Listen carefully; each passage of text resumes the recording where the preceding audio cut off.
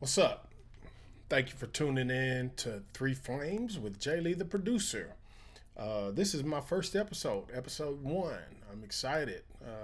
Three Flames, I'm going to be talking about the three passions in my life, which are music, cooking, and football.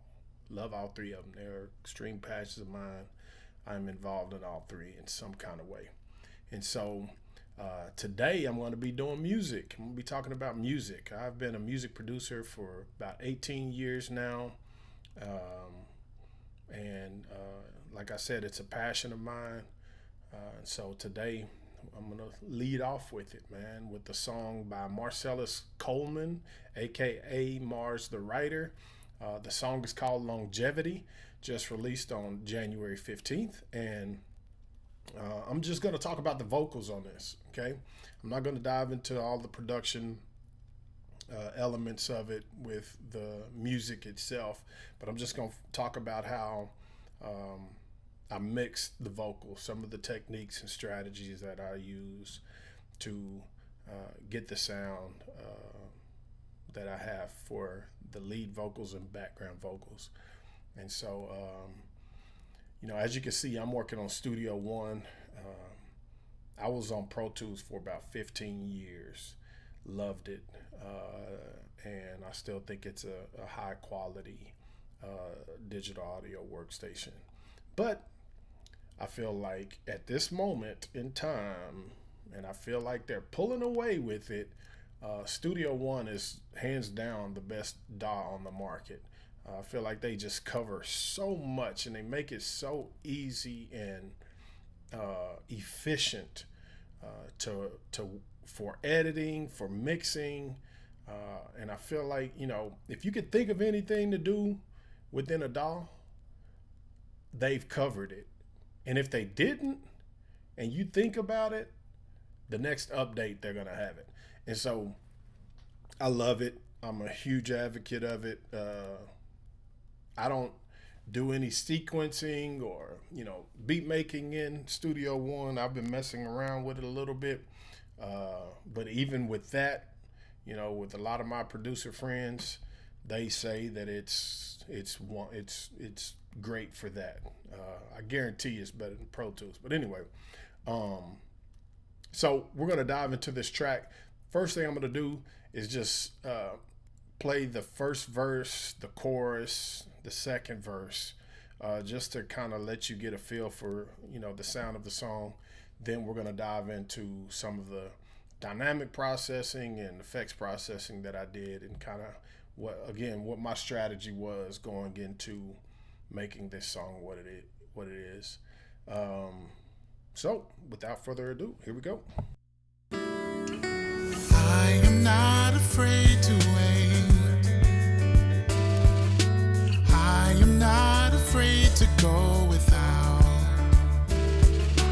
I am not afraid to wait.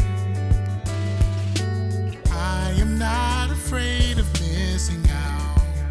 I shall have longevity. I shall have longevity. I shall have longevity. I shall have longevity. I will lean into your truth. I'll release control and let you steer. I will turn and follow you. I will let you tune my eyes to hear. I shall have longevity. All right. As you can see, it is an absolutely beautiful song. Marcellus, aka Mars the Writer, he's an amazing writer. And I really had a lot of fun on this track because when he brought it to me, well, first of all, I heard him perform it live and I was like, man, that is a beautiful song. Can I produce it? And he was gracious enough to let me produce it. So when he brought it to me, it was only the guitar and the bass, and he recorded all of his vocals to just the guitar and bass. And then I was like, all right, get out. And yeah, I just went in and started adding all of the other elements that you hear in it, the drums and the special effects and some of the transitions and stuff like that. And so yeah, beautiful song. So just for simplistic purposes, I am going to only have the um, the vocals on screen for now, so that we can dive into that. And so we'll start with the lead vocal. And on the lead vocal, as you can see, on yep, in Studio One, anytime you have any type of effects like clip effects, or you pull stuff from the audio suite and Pro Tools and process it on the clip itself. Well, in Studio One, you get these lines like this, and so that's kind of an identifier. And then also you get this effects, for event effects, and it tells you what event effects are on there. Or you can come over here to your inspector, and you can also see it right here. But for this one in particular, these green lines are because I'm using Melodyne, which is a pitch correction tool, and so with all of my singers, good, bad, or mediocre, whatever, I always use pitch correction just to get them, right in the middle of the note. Very rarely will I use the pitch modulation tool or the pitch drift tool, to come in here and change, the how much they stay on the pitch. I typically don't mess with that unless it's just something that's completely out of pitch. But most of the time, I just use the pitch tool. If it's not on key, I'll just double click it to just get it right in the middle of that note. And every now and again, I'll use this tool to mess with the transition from note to note. But it's just, whenever I get a singer in here and we record all of their vocals, and I go through the editing of everything to clean everything up, choose the best takes, then the next thing that I do is go right to Melodyne and do pitch editing, just to lock things in place, and just makes for a better experience at listening. And so, that's what you're seeing here with these green lines. Then once I've, gone through some pitch correction stuff, then I'll go in and I'll start doing some dynamic processing. Now, a note that I wanted to make sure I covered is that in Studio One, you can put plugins directly on the insert as if it was, a console piece, and you were recording your microphone directly through that console piece before it went into the box. And so that's a cool thing that I love about Studio One. I'm horrible with technical terms, and so I don't know what the technical term of this is, but I always record my artist with a compressor coming in, and so I'm capturing the actual audio recording, and it's being compressed as it comes in. For me, I think it helps the artist to just feel free in the booth, and they can just go for it. It's what a lot of major studio does with all of their consoles and stuff like that, and I understand why.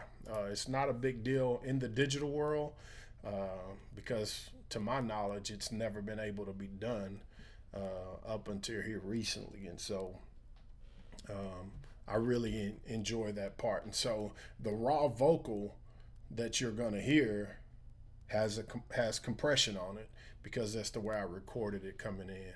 And you can tell from the wave files and the transients that it's compressed, because It's not a lot of dynamics in it. So I'm gonna play the soloed raw vocals. Marcellus might not appreciate this, but it's part of it, part of the process. But anyway, I'm gonna play that for these first 4 lines, and then we'll go into the dynamic processing. I am not afraid to wait. I am not afraid to go without. I am not afraid to wait. I am not afraid of missing out. Okay, so there you have it. So I've captured the vocals. I've done some editing to kind of clean some things up. And then I've done pitch correction. Next thing I do after that is I do some more dynamic processing. First thing I do is I EQ it just to clean it up a little bit, get some of the unwanted frequencies out of there, and boost some of the nice frequencies. And when I say boost, I obviously didn't do a lot of that. I did a little bit on the high end, but if you're new to this, here is one of the best notes that I ever received when it came to EQing. The majority of the time, you want, in order to get the frequencies that you want, don't boost them, get rid of other frequencies, if that makes sense. So if I want more highs, get rid of some of my lows or some of my mids. Don't just go right to the highs and boost the highs just because that's what you want. It's just going to increase unwanted frequencies. And so the majority of the time, you want to get rid of things before you add things, okay? And so EQing 101. But as you can see, I boosted the highs just a little bit, got rid of some of the lows, didn't really mess with the mids. Typically, I kind of roll off some of the low end, but I didn't on this track. And so, all right, so, and then I added some compression. I'm using the Slate Digital Virtual Mix Rack. It's a part of the Slate Digital Everything Bundle. It's an amazing deal that you can get. I think it's $15 a month that you pay to get all of their plugins, and I use so many of their plugins. And with this virtual mix rack,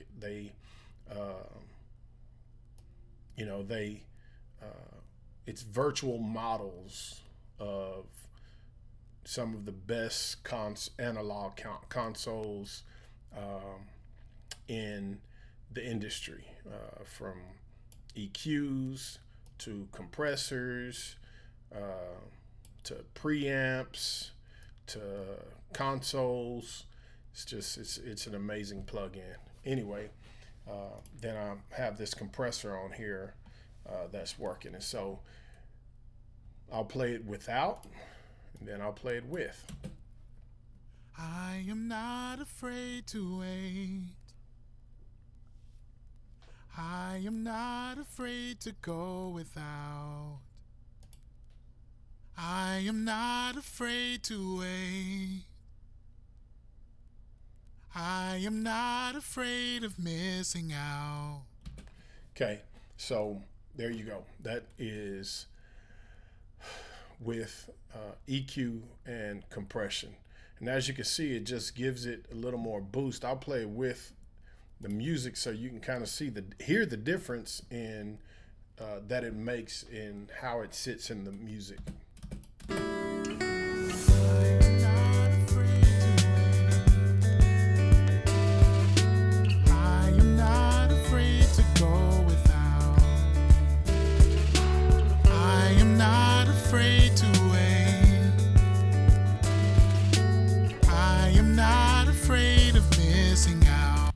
Okay, so you can see it makes a huge difference there in just how it makes it sit in the mix.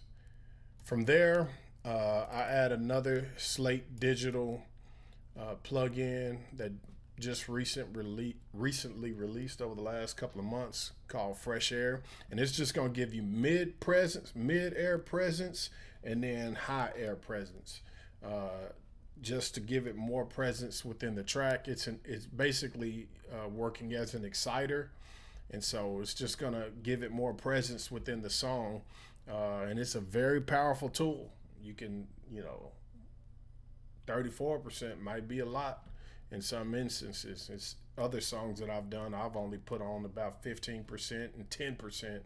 And so I'll play without and with.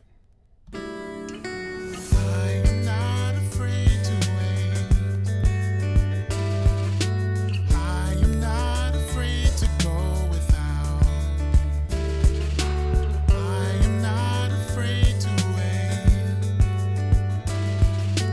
I am not afraid of missing out. Okay, so obviously it's a beautiful, beautiful tool. Again, just to let it sit a little bit better in the mix and um, bring bring that vocal out, that lead vocal out in the mix a little bit more. Um, and then I always put a de-esser on there. I love Waves de-esser just because it's extremely powerful, but it's just really smooth. And all Waves plugins, I love them because they're not CPU hogs, man. You can do a lot and put a lot of use a lot of the Waves plugins, and it's not pulling on your CPU much at all. And so, um, love this de-esser. Um, and then I have another effect on the end of it, which is the ultra pitch six voices by Waves audio. But I'm going to come back to that in a second because I automated that just for one specific part in the song. And so I'll come back to that. That's basically all of the dynamic processing that I have going on right now. And so uh, beyond that, now let's get into some of the uh, effects processing that I put on there. I used the reverb for this one in particular, and I've used this one for a long time, for many years, the Native Instruments guitar rig, and it's the reflector plug-in specifically. You know, just right here, reflector. I always like this vocal plate preset, and then I just come in and kind of manipulate it myself. And so I'll play it without it, and then I'll turn it on and play with it. I am not afraid to wait. I am not afraid to go without. I am not afraid to wait. I am not afraid of missing out. Let me solo that for you so you can hear it a little better. It's without. I am not afraid to wait. It's with. I am not afraid to go without. I am not afraid to wait. And without. I am not afraid of missing out. Okay, so you can see it just adds a little more sweetness to it, gives it a little bit of space. Um, you know, as producers, there's always a point that you come to. It's like, all right, I think this is it. But then you always you can keep working on something to perfect it for 10 years, right? And so, after the final recording was completed, or the final mix and mastering was complete and released, I felt like the lead vocal probably could have used a little more reverb. Nevertheless, I think it sounds good. I just being very being a perfectionist. With that being said, kind of how I process this reverb. With my lead vocal, I want more of the input of the recording, to be present. And even with this, I boosted the wetness of the reverb to 65. But typically I'll have the input at 90, anywhere from 95 to 100, and then I'll just mess with how much of the reverb is coming through. I am not afraid to wait. You can hear that. You can hear it reverberate I at the am end. not afraid to go without. Okay, so it just adds a little sweetness to it. So beyond that, I added the a delay on it, and I use Guitar Rigs, Native Instruments Guitar Rigs Delay Man, which is another one that I love because it's so simple. I typically just tap the tempo in, and then I just play with the dry and wetness of it. I'll mess with the feedback every now and again, depending if I want to, more delays or echoes at the end. But you can go into more detail. You can sync it to the tempo right here, or you can mess with the chorus rate, the vibrato, some EQing on the bass and treble, how much of that's coming through. And so yeah, that's the delay man. And to go even further into it, so I have the lead vocal being bussed or send to a reverb, which was the first one that I showed you. And then I also have it going into a delay, which is the delay man, Guitar Rig Delay Man. But then on this one, this delay, I have it being bussed to a reverb and a filter. Okay? And so what I'm going to do is I'm going to play it without the delay, and then I'm going to play it with the delay dry, and then I'll play it with the delay adding the reverb and the filter onto it, and I'll kind of explain what my thought process is as I'm doing that. And so here we go. I am not afraid to wait. It's just the lead vocal with the reverb. I am not afraid to go without. I'm going to add the delay. I am not afraid to wait. I am not afraid of missing out.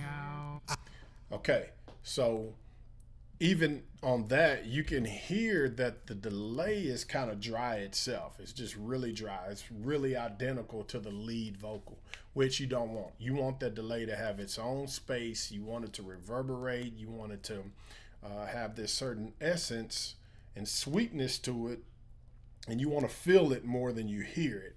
And so now I'm going to play it with just the dry delay, and then I'll add in the reverb and filter to it. I am not afraid to wait. I am not afraid to go without. Now it's on. I am not afraid to wait. I am not afraid of missing out. I shall have. Okay, so as you can tell, when you add that reverb just to the delay and that filter to the delay, it just kind of creates this sweetness to the delay itself, and it separates it from that lead vocal. And I used the lustrous plates, and I used kilohertz filter. Lustrous plates is a Slate Digital. No, excuse me, that's a Native Instruments plugin, and then the kilohertz is part of the Slate Digital Everything bundle. And so with the filter in particular, I use this band pass, and I just kind of turn up the Q, turn down the Q until I find that sweet spot, and then I just kind of boost the Q or pull it down just until I find that sweet spot on how I want that delay to sound with that filter. So that's how we get that sound. Another thing that you're hearing as well is that delay is not echoing the entire phrase that he's saying. It's only echoing that last part of the phrase. Okay? I am not afraid to wait. So it's not echoing, I am not afraid to wait. It's only echoing to wait. And that's part of automation. Okay? And the thing I like about Studio One is that you can create a separate track for automation. You can create a separate automation track and send whatever you want to that automation track, as many tracks as you want to, and plug in to that automation track to do the same thing instead of going through each and every track that you want to do that, copy and paste into automation, or going through and physically drawing it in yourself. Okay, so as you can see right here, I have the delay off for the first part of the phrase, and then at the last part of the phrase I have the delay on, and I carry it on for a while and then turn it off before the start of the next phrase comes in. Okay, so I'll play it. I'm actually going to play it with the entirety of it on to show you why you don't want to do that. I am not afraid to wait. See, it comes in and it's doing it the entire phrase. You only want to use that delay on this song in particular, and it can change from song to song, but my vision was that we were just filling this space up right here, right? We just want to fill this space up with something, and so when I went into it, I was like, well, shoot, let's put a delay. I mean, you can hear it, as he's singing it live. I'm like, oh man, like this thought is already going through my head. So when he came in and recorded, I knew exactly how I wanted to, what effects I wanted to add to it on this part specifically. And so now, I am not afraid to wait. Right? You're just getting it in that space, and I probably could have carried it out a little bit more if I wanted to where it was on just a little bit longer. I am not afraid to wait. I am not afraid to go without. Right? So that's part of automation. Another automation that I did that I spoke of earlier, and I'll show you that right now, was in the second verse. I'm going to play the second verse, and then you'll be able to hear it, and I'll point it out specifically. Longevity. I will lean into your truth. I'll release control and let you steer.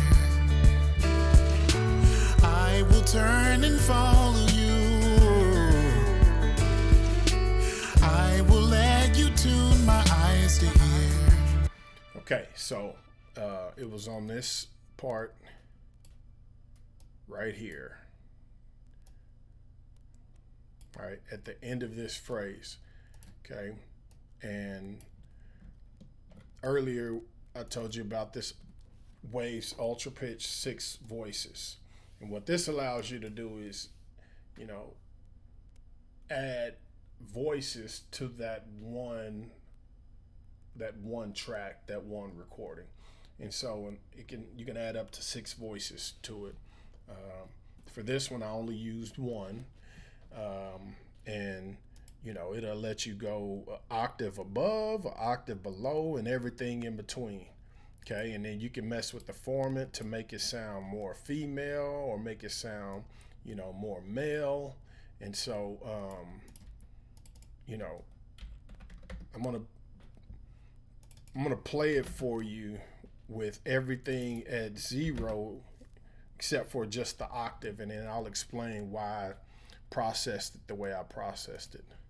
I will turn and follow you. Right? Doesn't really sound good. It just sounds like something. It was. You could just feel that it wasn't right. Okay, and so again, I was like, I wanted to put an octave above just to add some sweetness and some essence to that line and make that run stand out a little bit more. And so I knew I wanted to go an octave up. But if the formant stays the same, then it doesn't really provide that female-esque vocal as if somebody, like a female, was actually singing it in a live environment. And so I boosted the formant to 9 to give it that female. I will turn and follow you. Right? But I didn't want it that present. I didn't want the input to be the exact same level as the output. So I pull the output back, or the gain back, to -7 dBs, just to, again, you want to feel it more than hear it. I will turn and follow you. Okay, sounds a lot sweeter, a lot more comfortable, a lot better experience for the listener. Lastly, on this, you can control the delay of that processed vocal coming through. So I always like to compare things to the live listening experience. Like, I feel like in the studio, we're trying to recreate that experience. At least that's the way I approach music production in a lot of cases, especially when it comes to vocal performances. And so, if he was singing this song live and he had a female vocalist singing that part with him, their timing is not gonna be succinct, like 100% spot on. It's not. She's probably gonna be behind him a little bit, or in front of him a little bit, or whatever. And so, to make it sound more natural, you can add a little delay, right? I just got it at 6 milliseconds here on the delay. That way it sounds more natural, and it doesn't sound robotic. When this machine, this plug-in, is just doing everything by the letter, by the grid of what the lead vocalist is doing. And so, you get a really sweet, soft effect that, again, you'll feel more. I will turn and follow you. And so that's how I got there. And that's pretty much everything I have for the lead vocals. Okay. And so now I'll go to the background vocals. And this is a very simplistic song compared to a lot of the sessions that I mix or record or whatever. You got the lead vocal, and then you got 4 background vocals, and that's it as far as vocals go in this song. And so when I heard him perform this live, I knew immediately on the chorus what I wanted to record. And so my idea was to just give more presence and more emphasis on the I shall have. I love that, and I just kind of wanted to bring more emphasis to that. And so simple technique that I used on that was just to stack those vocals in unison. And so I did a unison vocal, just 2 stacks. Typically I like to stack 4 times, but because of the simplicity of this song and how open it is, I didn't want to do too much. I wanted to have the full effect, but I didn't want to do too much and have it overpowering in the mix. And so I just did 2 stacks on the unison vocal, and then 2 stacks on the octave above. And so I'll I'll play the unison. I'll play the lead vocal with the unison stacks, and then I'll add in the octave stacks. The year I shall have longevity. I shall have longevity. I shall have long. You can barely hear them, right? Like again, you can feel them more than you can hear them. And then I'll add in the octaves. The year I shall have longevity. I shall have longevity. I shall have. Okay, so now let's solo those and let you hear what those sound like by themselves. I shall have. I shall have. Okay, so as far as the dynamic processing, it's the exact same that I used on the lead. Okay, I have the virtual mix rack and I have an EQ and a compressor on that. Then I had the fresh air, exact same settings with the mid presence and the high air, and then the de-esser. Really don't need the de-esser because he's not really using any S's, T's, or P's. The shell comes through a little harsh. You just want to control that, but not much to it. And then on the background, I use the exact same preset on the reflector, but I changed the input and output, okay? Because on my background vocals, I want less of the input and more of the effect coming through. And so I turned the input or the dryness down to 80, and then I boosted the actual effect to about 70 instead of I think 65 or 60 on the lead vocal. And so I have less of the input, more of the output on the background vocals to just provide that sweetness. And you can hear it reverberates a little bit more than the lead vocal on these. I shall have. See how it crescendos at the end there and really reverberates. It's really sweet. So that's how I did that. Also, like I told you on this one, you can see the green lines, you can see the effects. That means there's some type of event effect on these clips. And for this one, it's Vocal Line. Okay, the Vocal Line is a plugin I've been using for about 15 years. It's absolutely imperative if you're stacking vocals. And this is why. So with Vocal Line, what it does is it takes all of these transients that you see and it locks all of these transients up. So you're going to have a guide. I'll just do this just to, I don't want to do that. Let me see if I can get this to work properly. All right, you're going to have a guide. You're going to have a dub. Okay, so as you can see, the guide is the blue. That's the lead one that you want. And you can choose any of these to be your guide. But I typically choose the top one here. So you have your guide track, which is the blue. You have your dub track, which is the orange. And then also the dub track, you can see the outline of the transients in yellow here. Okay, and it's taking all of these transients and it's just kind of locking them into place with the guide track. And so now all the syllables, the phrasing is starting at the same time and ending at the same time. And so now you're not going to hear I shall have, right? It's just going to be I shall have. It's all in unison. It's all locked in place. The timing is all the same. And it just makes for a much cleaner recording an end product.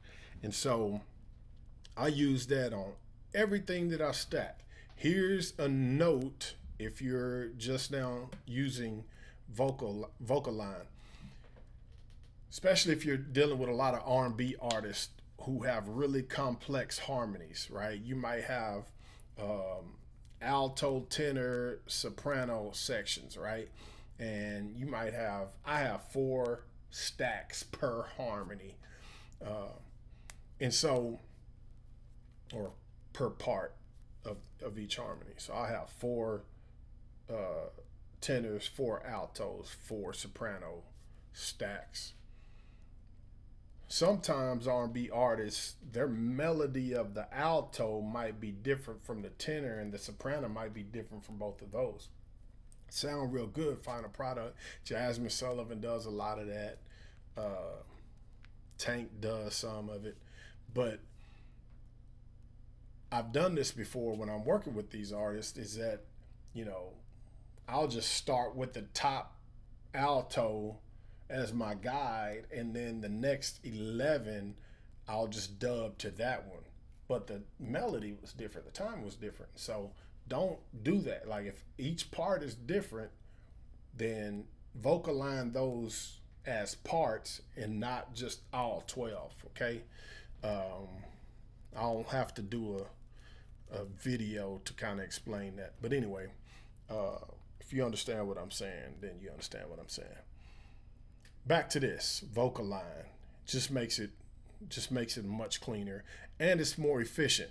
Before I use vocal line, if you're doing this thing right, when you record an artist and they have these stacks, if you're doing it right and you want this to have a clean sound, then you're gonna go in there and you're gonna edit these and you're gonna lock these in place yourself. You know, you're gonna go in and you're gonna cut this section out, and then you're gonna move that so that it locks in place and everything is starting and ending at the same. You're gonna, cut these parts off. Dang, I got this ripple effect on. Turn that off. You're gonna cut that off, then you're gonna, come on now. You're gonna, bring these back. You're gonna put fades on the end and make it smooth and start at the end at the same time. Vocal line saves you a whole lot of time on that. Okay, so get vocal line if you can afford it. Okay, so that's what I did on those. Just makes it a lot smoother. Now, also, when we're talking about vocal line, I only did the background vocals. I only used vocal line to process the background vocals apart from the lead vocal. Sometimes, if it's saying the same thing, you can do that. But as you'll hear, his timing is different on the lead vocal. He's actually sustaining that half much longer than on the backgrounds. And I'll play all of those in solo so that you can hear them. I shall have longevity. I shall have longevity. He's cutting the backgrounds really short. I shall have. And on the lead, he's saying, I shall have. And you don't want to, lock those background vocals up with the lead vocal. Just, it changes the dynamic of what you're hearing and doesn't have the same effect. And so I process those different or separate from the lead vocal. And that's it. That's how I mixed the vocals. I guess the last thing I can talk about is panning. I don't know why I use this strategy with panning, but I always pan the first two 80 and 80. So 80 left, 80 right. Second ones, I go 40 and 40. Again, to me, it always goes back to live performance. Okay. And if I have 4 background vocalists, they're not going to all be in a line, right? They're all going to be spread out to some degree, They're shoulder to shoulder. It might be, again, 80 and 80 on the outside 40 and 40 on the inside. That's just the way I do it. There was a time on my last album that I released in 2017, my own album, J.Lee The Producer music box, that I played around with, if I had a 3-part harmony, again, I had 4 stacks per harmony part, and I played around with, all 4 of those being on one side, all 4 of the next being on another side, and then the other one, kind of split between the two. But most of the time, I always just go back to this, and I just kind of go 80-40, 70-30, 60-20, and I just try to make sure everything has its own space and is in its own space. Some people might do it different. That's the way I do it. And so yeah, that's what I have. That's what I did on this. I may do a video that goes into the production of kind of how I build the track, the drums, the effects, the transitions, and stuff like that. But that's what I have right here. So yeah, go download the song, listen to the song. It's a beautiful song. Marcellus Coleman, aka Mars the Writer. The name of the song is Longevity. Thank y'all for tuning in. Like, subscribe, comment if you got questions, or if you have any suggestions. I'm always trying to learn. So if you have suggestions on something, shoot them my way. I appreciate y'all for tuning in, and I'll see y'all next time on 3 Flames with J.Lee The Producer.